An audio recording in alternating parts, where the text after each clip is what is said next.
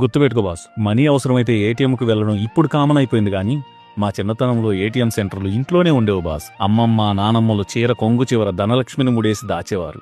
వీళ్ళే మా చిన్నతనంలో ఆటోమేటెడ్ టెల్లర్ మిషన్లు. ₹1 తీసుకుని అంబానీలాగా, ₹5 తీసుకుని అదానీలాగా పోజు కొడుతూ ₹8 విక్కీ బాల్ కొనుక్కొని హైదరాబాద్ సన్ రైజర్స్ టీమ్ ని కొన్నంత బిల్డప్ ఇచ్చుకుంటూ బ్యాగీ ప్యాంట్స్ వేసుకుని తిరిగిన స్వాగ్ డేస్ అవి. ఫ్రిడ్జ్ లేకుండా వేసవిని దాటి ల్యాండ్లైన్ ఫోన్ ఉన్న ఇల్లును చూసి కుళ్ళుకున్న రోజులవి. తిరుమల ట్రిప్ అంటే కోనికా కెమెరా ఎవరి దగ్గర ఉందో తెలుసుకుని షేరింగ్లో ఫిల్మ్ కొనుక్కొని ఫోటోలు చూసుకునేందుకు వారాలు వెయిట్ చేసిన వింటేజ్ డేస్ బాస్ అవి. Last but not least, current పోలుకు వేలాడే పోస్ట్ బాక్స్ను చూసినప్పుడల్లా మనకెప్పుడు ప్రేమలేఖలు వస్తాయో అంటూ ఇన్లాండ్ లెటర్స్ కోసం యవ్వనమంతా ఎదురు చూసిన రోజులవి. ఎందుకంటే ప్రేమదేశం అబ్బాస్కి హార్డ్ కోర్ ఫ్యాన్స్ మేము. పెట్టుబడి లేదు గాని చిన్ని గుండెల్లో పెద్ద కలలుండేటివి బాస్. మా జ్ఞాపకాల వెనుక ఎంటైర్ యూనివర్స్ దాగుంది.